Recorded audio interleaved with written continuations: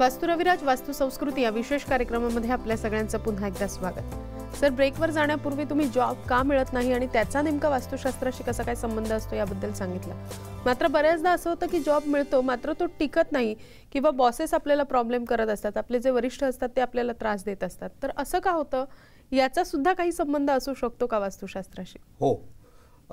पूजा, याच्यामध्ये एक लक्षात घे, पहिल्यांदा बेसिकली जॉब मिळाला टिकत नाही, याला बेसिकली कारण अशा वेळी सगळ्यात पहिल्यांदा त्या माणसाचं ज्याचा जॉब टिकत नाहीये किंवा तो त्याच्या जॉबमध्ये स्थिर होऊ शकत नाहीये, याला पहिल्यांदा एक बघायला लागतं की हा माणूस त्याच्या घरी, त्याला बेसिकली तो जर त्या घराचा प्रमुख असेल तर त्याचा मास्टर बेडरूम साऊथ वेस्ट मध्ये आहे का, कारण त्याला त्यावरून त्याची स्टॅबिलिटी निश्चित होत असते. हा एक भाग. तो जर नसेल तर ऑटोमॅटिकली त्याला जॉबमध्ये प्रॉब्लेम येतील निश्चितपणे, तो एका जागी कधी स्थिर होऊ शकणार नाही. दुसरी गोष्ट, जर एखाद वेळेस तो ज्या ठिकाणी काम करतोय त्या ठिकाणी जर नॉर्थ वेस्ट दिशेमध्ये जर काही वास्तुदोष असतील, म्हणजे ती वाजवीपेक्षा जास्त जड झाली असेल किंवा नॉर्थ वेस्ट कट झाली असेल, म्हणजे एक तर तिथे रिलेशनशिप कम्युनिकेशन जे आहे, समन्वय, ह्या समन्वय, वेगवेगळ्या व्यक्तींमधला समन्वय जर चांगला घडत नसेल तर त्याच्या कामाचं, केलेल्या कामाचं रिफ्लेक्शन होत नसेल, किंवा हा माणूस नॉर्थ वेस्ट मध्ये बसत असेल आणि नॉर्थ वेस्ट मध्येच जर वास्तुदोष असतील तर कुठेतरी ना या माणसाच्या कामामध्ये सातत्य राहत नाही. म्हणजे आज एक तर उद्या दुसरंच, असे जे काही स्थित्यंतर त्याच्या ह्याच्यात घडत जातात किंवा कन्सिस्टन्सी न राहण्यामुळे पुन्हा त्याचा परफॉर्मन्स बॅड रिफ्लेक्ट होतो आणि मग त्याचा जॉब टिकत नाही. तिसरी गोष्ट, बऱ्याच वेळा बॉसेस त्रास देतात. बॉसेस त्रास देतात म्हटल्यावर आता कसं आहे ना, बॉस म्हटला म्हणजे त्या कंपनीचा किंवा त्या डिपार्टमेंटचा प्रमुख. मग तो प्रमुख जो आहे तो वास्तुशास्त्रानुसार साऊथ वेस्ट मध्ये बसायला पाहिजे.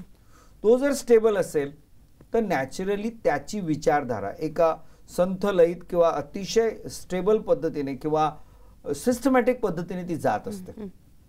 पण जर तो बॉसच वायव्य दिशेत बसत असेल नॉर्थ वेस्ट, म्हणजे रोज रोज विचार बदलणार, नाही हे असं करू नको, नाही ते तसं कर, ते नको ते तसं, हा जर त्याचीच धरसोड प्रवृत्ती असेल तर ऑटोमॅटिकली त्याचा परिणाम म्हणजे, जर एखाद्या लक्षात घे की आज सपोज मी एका माझ्या कंपनीचा बॉस आहे, माझ्या कंपनीमध्ये आज 75 एम्प्लॉई आहे. जर मी माझ्या एम्प्लॉई सांगितलं, माझ्या एका असिस्टंटला, अरे हे असं असं कर, उद्या मी त्याला बोलवलं, नाही तसं कर, परवा तसं कर, मग तो काय परफॉर्म करणार. आणि मी जर सपोज त्याने परफॉर्म नाही केलं, नाही मी तुला असं सांगितलं होतं, नाही पण हो दुसऱ्या दिवशी, पण असं जर मी त्याला शब्दात पकडलं किंवा मीच माझे विचार अस्थिर ठेवले तर ऑटोमॅटिकली तो फेल होणार आणि तो वैतागणार की मी काय करू आणि काय ऐकू, कोणाचं ऐकू. सो अशा पद्धतीने सुद्धा जेव्हा नॉर्थ वेस्ट बिघडले आणि त्यात जर आणखीन साऊथ ईस्ट पण जर बिघडलेली असली तर काय विचारायलाच नको. तो पण एक लक्षात ठेव, माझ्याकडे अशा अनेक केसेस आल्या. अर्थात काही ठिकाणी एक लक्षात घे की तो बॉस पण चांगल्या जागेत बसलेला असतो, तो सबऑर्डिनेट आहे तो पण चांगल्या जागेत बसलेला असतो, पण दुर्दैवाने त्या बॉसचा स्वभावच विचित्र असतो. म्हणजे आपण अनेक वेळा पेपरमध्ये वाचतो, काही शासकीय अधिकारी माहितीये की त्यांच्या सारख्या ट्रान्सफर, पण त्याला कारण एक वास्तुशास्त्र आहे, पण दुसरीकडे त्यांचा स्वभाव पण असतो, किंवा अति इगो किंवा अति धरसोड प्रवृत्ती, अशा ज्या गोष्टी असतात. पण मी तुला सांगू, माझ्याकडे अशा अनेक शेकडो केसेस आलेल्या आहेत की त्या माणसाला बॉसकडून प्रचंड त्रास होतोय. मी त्या माणसाच्या टेबल ड्रॉवर मध्ये काही विशिष्ट पिरॅमिड्स, काही विशिष्ट यंत्र किंवा काही विशिष्ट क्रिस्टल्स हे त्याच्या टेबल ड्रॉवरमध्ये ठेवायला दिल्यानंतर समहाव त्याच्यामध्ये बेसिकली एक निश्चित झालं की त्या दोघांमधला तणाव ऑटोमॅटिकली रिझॉल्व्ह झाला आणि स्मूथनेस आला. किंवा इतरांच्या बाबतीत तो बॉस धरसोड प्रवृत्ती असेल, पण याच्या बाबतीत तो निश्चितपणे शांततेने ऐकून घेतो किंवा शांततेने काम करतो, हे होतं. नक्कीच नक्कीच. आपण जसं म्हणतोय की आपण आज करिअर बद्दल खरं तर बोलतोय, बऱ्याचदा असं होतं की जॉब मिळतो मात्र आपण जे काम करतोय त्याच्यासाठी आपल्याला कुठेतरी शाबासकीची सुद्धा गरज असते. तर मी काम करते मात्र मला प्रमोशन सुद्धा मिळत नाहीये किंवा माझ्या कामाला मान्यता हवी तशी मिळत नाहीये, तर यासाठी नेमकं काय कारण असू शकतं? याला बेसिक कसं माहितीये का की एक पहिली गोष्ट, एक तर कुठेही तुम्ही काम करता तेव्हा काम करताना म्हणजे एखाद्या व्यक्तीची जर वास्तुशास्त्रदृष्ट्या तुम्हाला त्या व्यक्तीचं एफिशियन्सी, प्रोडक्टिव्हिटी, आउटपुट जर अतिशय उत्कृष्ट दर्जाचा हवा असेल तर त्याला पाठीला भक्कम भिंतीचा आधार आणि समोरची उत्तर पूर्व दिशा, या दिशेला त्याचं तोंड असलं पाहिजे आणि ती मोकळी आणि सॉफ्ट म्हणजे प्रसन्न असली पाहिजे.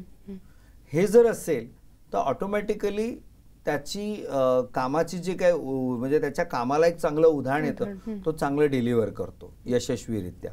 नॉट ओन्ली डिलिव्हर करतो, पण तो ते सगळं व्यवस्थित मांडण्यात पण यशस्वी होतो, म्हणजे दाखवू शकतो. करणं आणि दाखवणं, काही लोक करतात दाखवू शकत नाही, काही लोक न करतात दुसऱ्यांनी केलेलं दाखवतात आणि क्रेडिट घेऊन जातात. पण याने करणं आणि याने दाखवणं या दोन्ही गोष्टी जर अशा पद्धतीने वास्तुदृष्ट्या त्याला मिळाला तर तो यशस्वी होऊ शकतो. आणि जर अशा ठिकाणी तसं नाही झालं तर ऑटोमॅटिकली तुम्हाला म्हणजे जर तुम्ही केलंय पण दाखवू शकला नाहीत, बॉस काय प्रत्येक व्यक्तीचं शोधायला जात नाही, बघायला जात नाही. त्यामुळे ह्या दोन्ही गोष्टी जर तुम्हाला जमल्या व्यवस्थित, करणं आणि दाखवणं किंवा प्रेझेंट करणं, तर नॅचरली त्याचे रिझल्ट तुम्हाला मिळू शकतात. नक्कीच नक्कीच. पण याचाच अर्थ जर समोरची जागा प्रसन्न नसेल, नॉर्थ ईस्ट फेसिंग नसेल, हा माणूस जर वेस्टला किंवा साऊथला फेस करत असेल तर ऑटोमॅटिकली याची प्रोडक्टिव्हिटी मार खाणार आणि मग याला रिकॉग्निशन मिळणार नाही. सो हा एक प्रकार होतो.